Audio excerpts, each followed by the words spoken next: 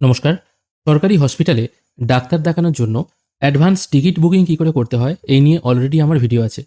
কিন্তু অনেক দর্শক বন্ধু আমার বিভিন্ন ভিডিওতে কমেন্ট করেছেন হসপিটালে যে মেডিকেল টেস্টগুলো করানো হয় তার রিপোর্ট কী করে ডাউনলোড করব।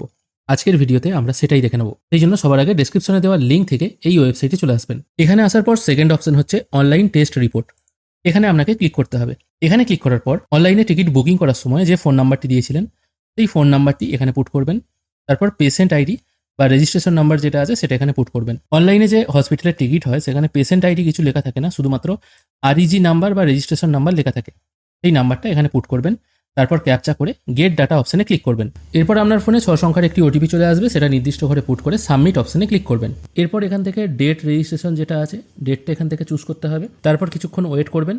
এখানে অটোমেটিকলি সেই পেশেন্টের কী কী টেস্ট করানো হয়েছে সব কিছু কিন্তু এখানে শো হবে। একদম ডান দিকে প্রিন্ট বলে একটি অপশান পাবেন, এই প্রিন্ট অপশানে একবার ক্লিক করবেন। প্রিন্ট অপশানে ক্লিক করার সঙ্গে সঙ্গে ওই পেশেন্টের কী কী টেস্ট করা হয়েছে সেগুলো এখানে শো হবে। এবার সমস্ত রিপোর্ট ডাউনলোড করার জন্য ওপরে চেক অল অপশানে ক্লিক করবেন। তারপর একদম নিচের দিকে প্রিন্ট বলে একটি অপশান পেয়ে যাবেন।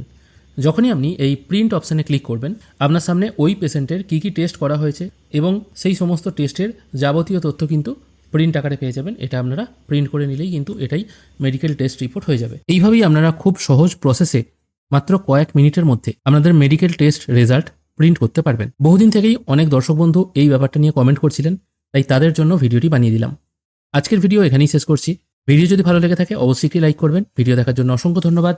ভালো থাকবেন।